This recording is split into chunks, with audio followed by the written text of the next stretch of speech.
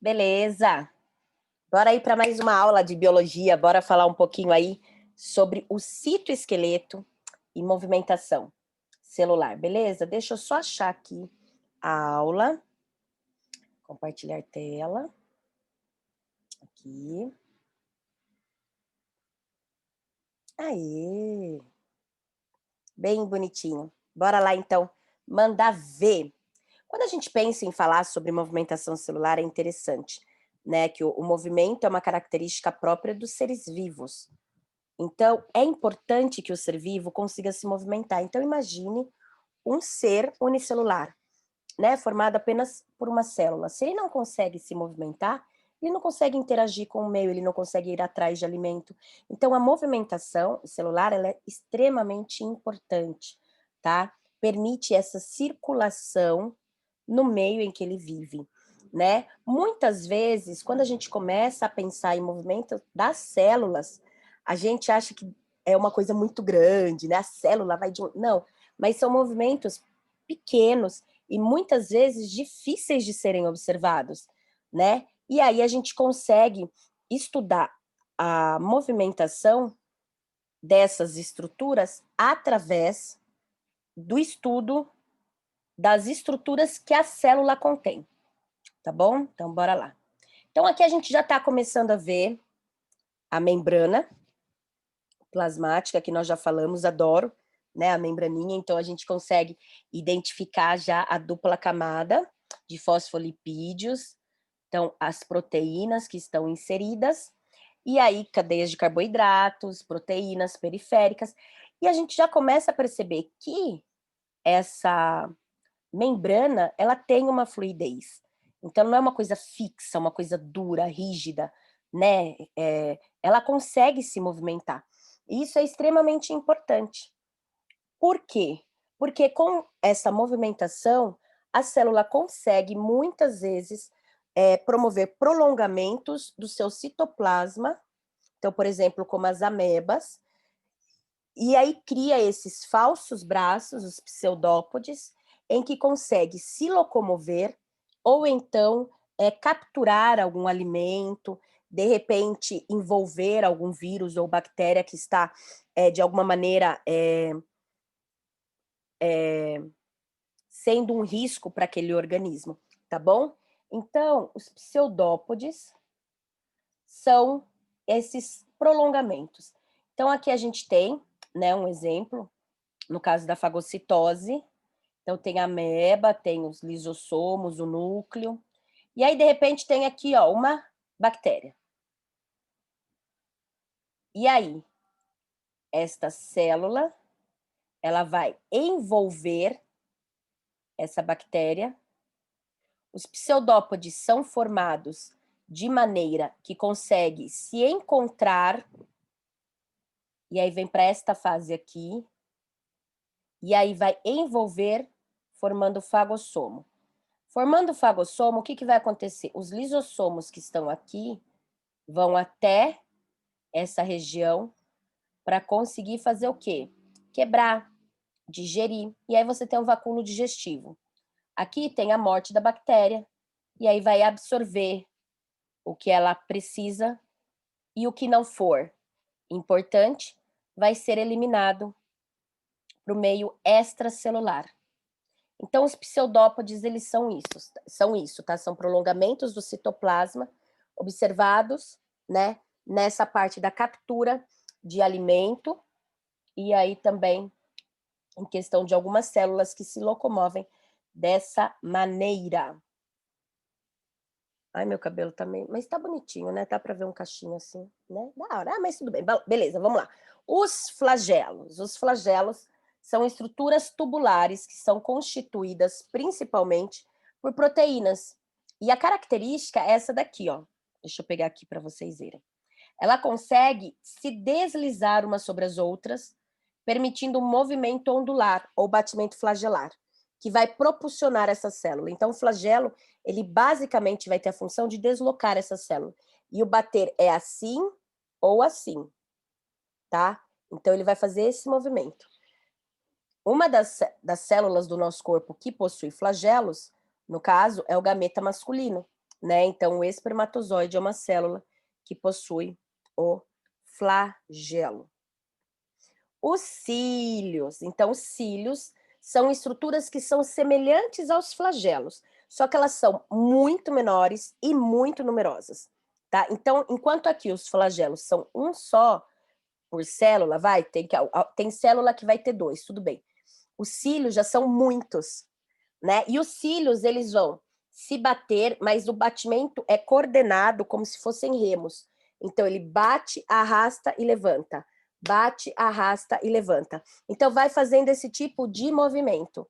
E aí, os cílios, ele vai ter essa característica de conseguir fazer esse arraste de algumas substâncias. Então, uma região do nosso corpo que a gente tenha cílios é a região lá da traqueia, em que qualquer sujidade, né, que a gente respire e de repente não foi filtrado no nariz e entrou um pouco mais profundamente em relação ao nosso trato respiratório, quando chega nessa região, acaba encostando na parede e os cílios vão empurrar para cima. Aqui a gente vê uma imagem que eu achei muito bacana, tá? Então o movimento do flagelo é diferente do movimento do cílio.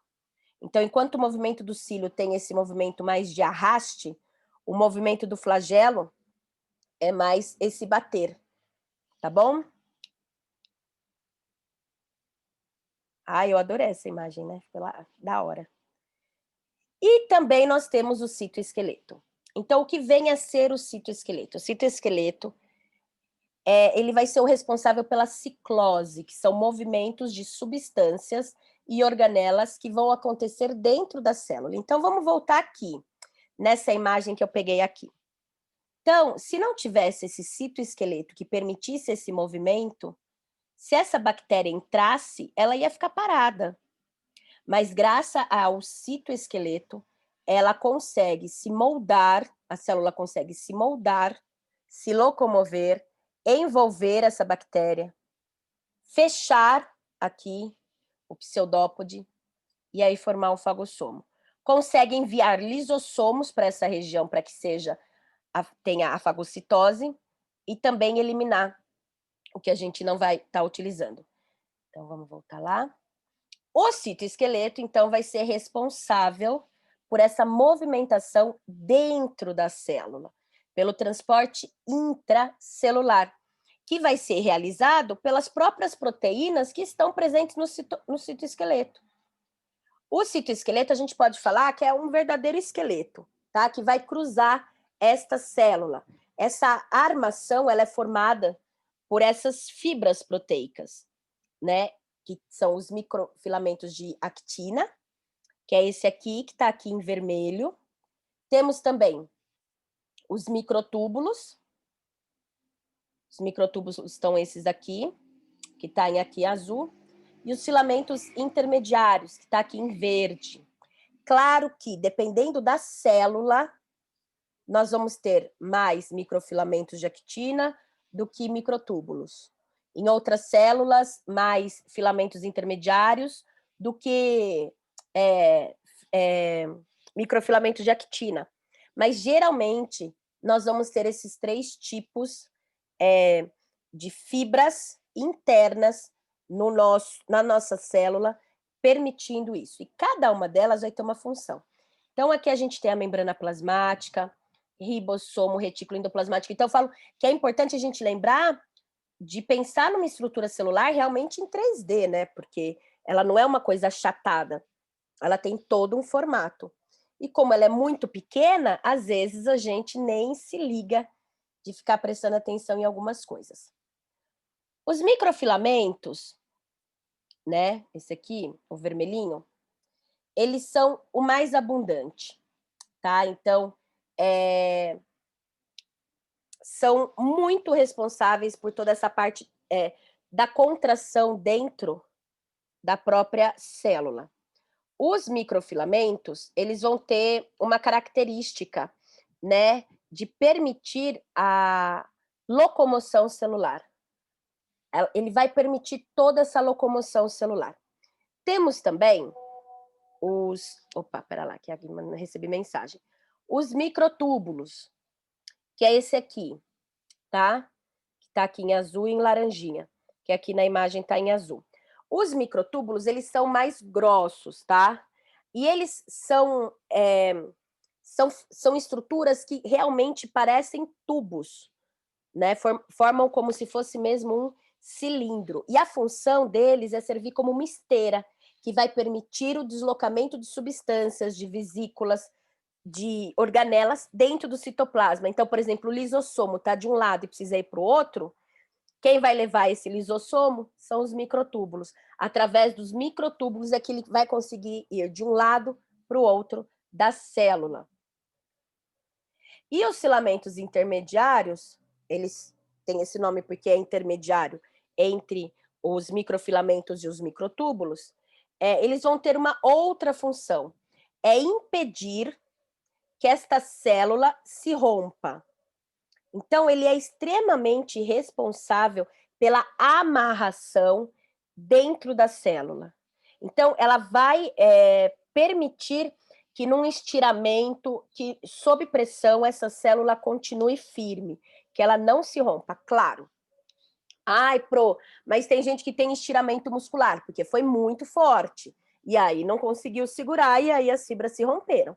Mas estiramentos comuns, diários, né, coisas que acontecem na célula, não vai permitir esse estiramento. Então, vamos imaginar a seguinte situação. A gente está em pé, andando, fazendo uma atividade, aí você vai sentar. Quando você senta, você vai mexer com toda a estrutura, seu quadril, da sua perna, das suas costas, seus órgãos internos também vão dar uma relaxada. Então, esse movimento não vai achatar nem amassar nenhuma célula. Por quê? Porque são os filamentos intermediários que mantêm essa postura da célula. Quando a gente coloca uma roupa muito apertada, ou quando você coloca, né, você percebe que está mais justo, então você tem uma diferença nesse tecido, então você tem uma diferença no seu corpo. Então é graças a esses filamentos que a célula mantém a sua ordem, né? Então a gente tem nos cílios e nos flagelos, por exemplo, muitos microtúbulos. Os filamentos intermediários, toda a função de resistência mecânica e estrutural, e da actina, né, os filamentos de actina, toda essa questão de sustentação da membrana plasmática, permitindo a locomoção da célula. Então, aqui a gente vê todos os exemplos do que a gente estava comentando. Microtúbulos, que são esses fininhos azuis aqui no meio. Nós temos também os filamentos intermediários, que fazem essa amarração, e os microfilamentos, que são a esteirinha. Desculpa, microfilamentos, que são a esteirinha. Aqui tem um exemplo que eu acho muito lindinho, né, que é esse transporte de uma organela dentro da célula através aí da esteira dos microtúbulos. Muito legal, né?